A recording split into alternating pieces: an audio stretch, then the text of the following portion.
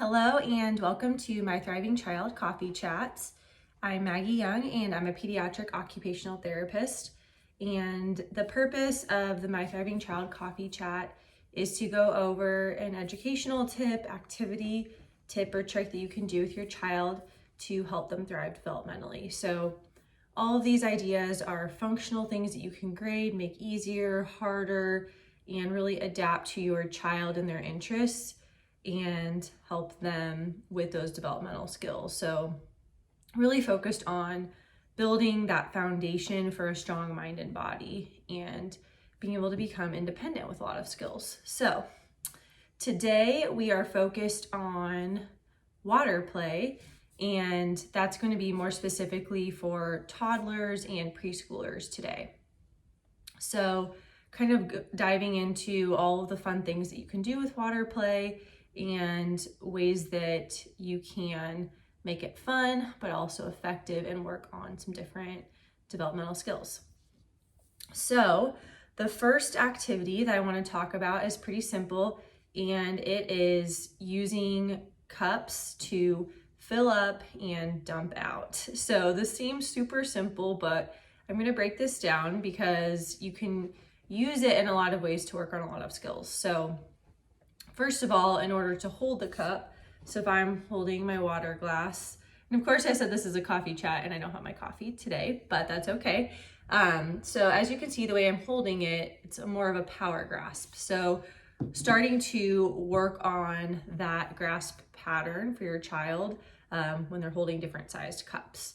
So that's one thing. If they're pouring from one cup to another, then they're having to work on more motor precision to actually make it into the other cup that they're dumping it into. So that's another way that they can work on that skill. And then also just if you use bottles that you can twist off and on, they're having to not only twist it off, then fill it up, twist the lid back on, and kind of go through that entire activity. So a lot of different skills within that. So even the twisting on and off and figuring out different lids, they're having to work on a motor planning skill. So that's remembering the steps and then executing the steps to make a motor pattern happen. So in this case, it would be unscrewing or untwisting the lid. So that's a really good one to incorporate. You can get different bottles with different lids. Of course, kids like to play with all the different ones that you have and fill and dump and untwist and twist and repeat. So that can be a really fun way to work on, like I said, that power grasp, using bilateral skills. So using both hands together, one hand to hold and then the other hand to untwist. So a lot of skills with that. And then, like I said, that motor control if they're dumping or pouring into another cup. So a lot of fun things with that too. And then you can also get plastic toys, Legos, blocks, rubber duckies, anything like that. And then have them also use the cup to pick up one of those. So you can make it fun and personalized to them in all sorts of ways.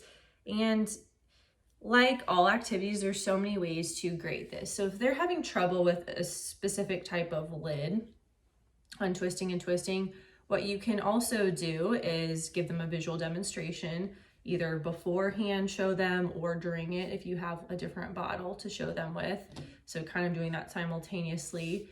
You can do that hand over hand assist first and really do it with them and get them into that motor pattern, getting their brain to recognize what they need to do, and then fade from there. So maybe you do it completely hand over hand assist the first time, then the second time you just do, a little bit of the untwisting and see if they can finish off the untwisting, that sort of thing. So lots of ways to grade that so that they can become independent with it, but it's also a fun process for them.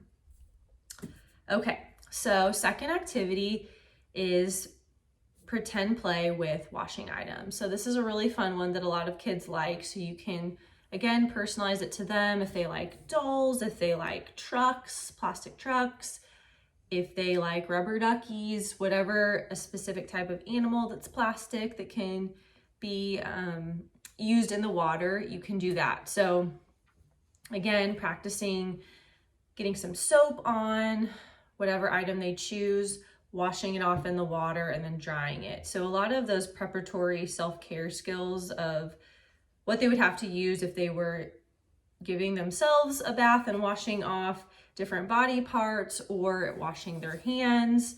And then also just kind of cleaning skills, right? So how do you clean off the car, that sort of thing. So a lot of different more functional skills that way. And then also, again, working on those pretend play skills.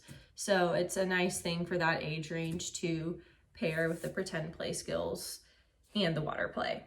So that would be, and then you can also use, you know, a sponge or whatever you want to use to wipe the objects off. You can get creative with that to just add in more items that they can use to manipulate and have fun with the water play. So that is another good one.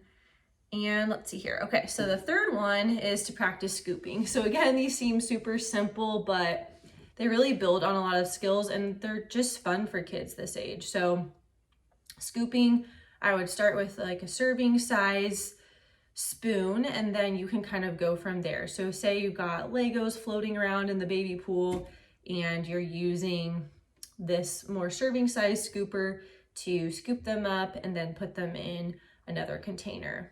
So that can be a fun way to do it.